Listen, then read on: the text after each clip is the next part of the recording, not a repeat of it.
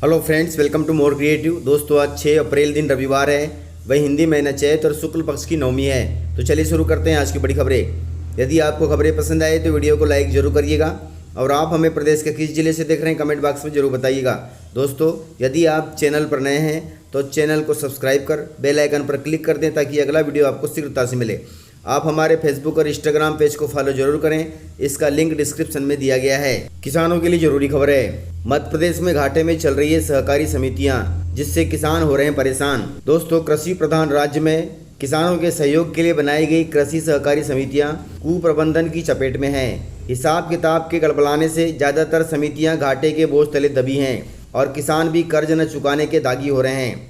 वहीं समितियों की आर्थिक स्थिति गड़बड़ाने की वजह से उनके द्वारा संचालित खाद बीज वितरण और कृषि उपज की खरीदी तथा अल्पावधि ऋण जैसी सुविधाओं से किसान वंचित हो रहे हैं। इससे निपटने के लिए सरकार अब निजी क्षेत्र की कंपनियों के साथ मिलकर योजना तैयार कर रही है। दोस्तों, आपको बता दें कि मध्य प्रदेश में 4539 कृषि सहकारी समितियां हैं। इनमें से ज़्यादातर में वित्तीय प्रबंधन ठीक न होने से घाटे में जा रही हैं। वहीं सहकारिता विभाग के मुताबिक इन समितियों में से करीब 50% नुकसान में चल रही हैं। इनकी संख्या 2000 से कहीं ज़्यादा है। हालांकि घाटे से इन्हें उबारने के लिए सरकार इनकी मदद भी कर चुकी है, लेकिन इनके ढांचे में सुधार नहीं आ रहा है, जिससे किसान परेशान हो रहे हैं।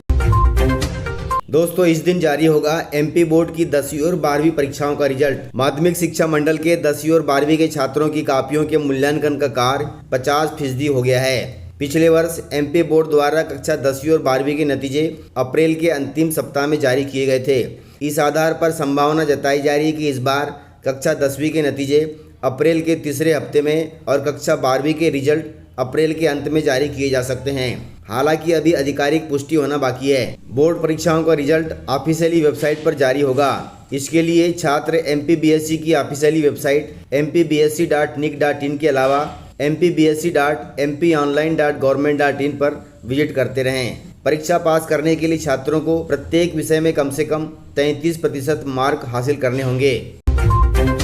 दोस्तों, बागेश्वर धाम के पीठाधीश्वर पंडित धीरेन्द्र कृष्ण शास्त्री जी ने अनूठी पहल शुरू की है। शास्त्री जी ने अपने गृह जिले छतरपुर में एक अनूठी पहल शुरू की है। उन्होंने बागेश्वर धाम परिसर में देश के पहले हिंदू गांव की नींव रखी है। इसकी नींव बागेश्वर धाम में वैदिक मंत्रोच्चार और कन्या पूजन के साथ रखी गई। इस हिंदू गांव में बनने वाले मकानों के लिए बागेश्वर धाम समिति ने फ्लैट की कीमत भी तय कर दी है। इनकी कीमत 15 लाख, 16 लाख और 17 लाख रुपए है। पंडित जी ने कहा कि हिंदू राष्ट्र की कल्पना तब साकार होगी जब हर घर, हर गांव, हर तहसील और हर जिला हिंदू मूल्यों पर आधारित होगा। उन्होंने यह भी कहा कि हिंदू राष्ट्र का सपना हिंदू घर से ही शुरू होता है। दोस्तों, इस अनोखे हिंदू गांव में लगभग 1000 हिंदू परिवारों को बसाया जाएगा। इसकी खासियत यह होगी कि इस गांव की जमीन न तो बेची जाएगी और न ही खरीदी जाएगी। सभी घर एग्रीमेंट के आधार पर दिए जाएंगे। इस गांव में बसने के लिए सबसे जरूरी शर्त होगी कि व्यक्ति की सनातन धर्म में आस्था हो। वहीं इस गाँव में गैर हिंदुओं को प्रवेश पूर्णतः वर्जित रहेगा। वहीं कांग्रेस ने हमला बोलते हुए कहा कि जिस तरह हिंदू गांव बसाया जा रहा है उसी तरह मुस्लिम गांव और ईसाई गांव भी बसाया जाए। दोस्तों, आपको बता दें कि पंडित जी भारत को हिंदू राष्ट्र बनाना चाहते हैं। इसी के चलते यह पहल की गई है। दोस्तों, मध्य प्रदेश में शिक्षक भर्ती के लिए परीक्षा तारीखों का ऐलान हो गया है। मध्य प्रदेश कर्मचारी चयन मंडल ने तृतीय श्रेणी के लगभग 10,000 शिक्षकों की भर्ती के लिए चयन परीक्षा की नई तारीखें घोषित कर दी है। यह परीक्षा 20 अप्रैल 2025 से शुरू होगी। परीक्षा 2 पालियों में होगी। पहली पाली सुबह 9 बजे से 11 बजे तक होगी और दूसरी पाली दोपहर 3 बजे से 5 बजे तक होगी। आवेदकों की परीक्षा के लिए प्रदेश के इन शहरों में परीक्षा केंद्र बनाए गए हैं। वे इस प्रकार से हैं: बालाघाट, भोपाल, ग्वालियर, इंदौर, जबलपुर। इसके साथ ही खंडवा, नीमच, रतलाम, रीवा, सागर, सतना, सीधी, उज्जैन में भी परीक्षा केंद्र तैयार किए जाएंगे। यदि आपने परीक्षा के लिए आवेदन किया है तो पढ़ाई जोरों से शुरू कर दें। मध्य प्रदेश में लाडली बहना योजना से हजारों महिलाएं बाहर हो गई हैं। लाडली बहना योजना को लेकर बड़ा अपडेट आया है। मध्य प्रदेश की लाडली बहनाओं की चिंता बढ़ने लगी है। सरकार द्वारा प्रदेश की लाडली बहनाओं को आर्थिक मजबूती देने के लिए योजना शुरू की गई थी, पर अब यही योजना हजारों महिलाओं के लिए चिंता का सबब बनी हुई है। दरअसल इस योजना से प्रदेश के मैहर और सतना जिले की लगभग 11,000 महिलाएं बाहर हो गई हैं। बताया जा रहा है कि उम्र के नियम की वजह से सतना और मैहर की 11,000 महिलाएं योजना से बाहर हो गई हैं। आपको बता दें कि सरकार ने महिलाओं की आर्थिक स्थिति में सुधार के लिए इस योजना को शुरू किया था, लेकिन अब उम्र की बाधा इसमें मुसीबत बन रही है। दरअसल 60 वर्ष की आयु पूरी होने वाली महिलाओं को इस लाभ से वंचित कर दिया जाता है। ऐसे में 60 वर्ष की आयु पूरी करने वाली लाडली बहनाएं अब चिंता में हैं। इसी नियम की वजह से सतना और मैहर जिले की 11,000 से अधिक महिलाएं लाडली बहना योजना से बाहर हो गई हैं। वहीं अधिकारियों द्वारा कहा गया है कि जो बहनें लाडली बहना योजना से बाहर हो गई हैं वे वृद्धा पेंशन के लिए आवेदन कर सकती हैं।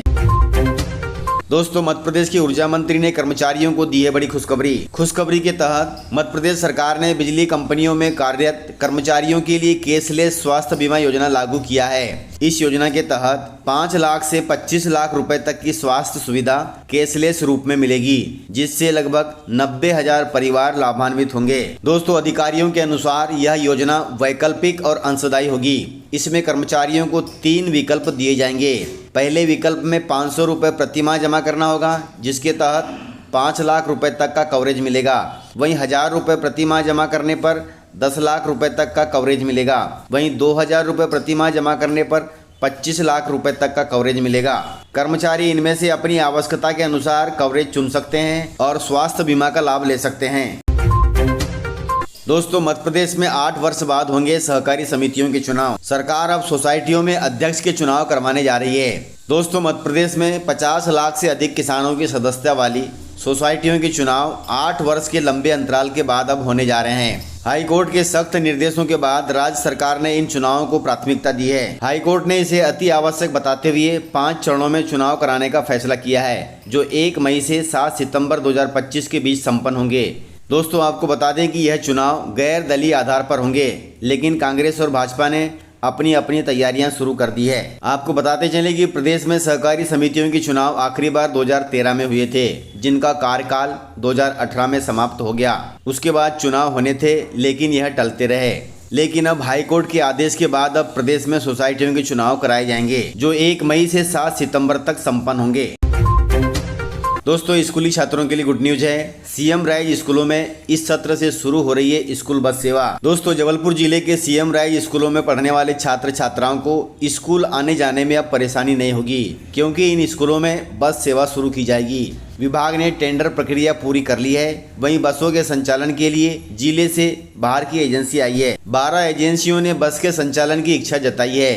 वहीं विभाग एजेंसी के मापदंडों की जाँच कर रहा है। इस पखवाड़े में यह प्रक्रिया पूरी कर ली जाएगी। उसके बाद इसी सत्र से बसों का संचालन शुरू हो जाएगा, जिससे स्कूली बच्चों को फ्री में बस सुविधा का लाभ मिलेगा। इस प्रकार से जानकारियां थी। तो मिलते हैं सर अगले वीडियो में। तब तक के लिए जय हिंद, जय भारत, जय एमपी।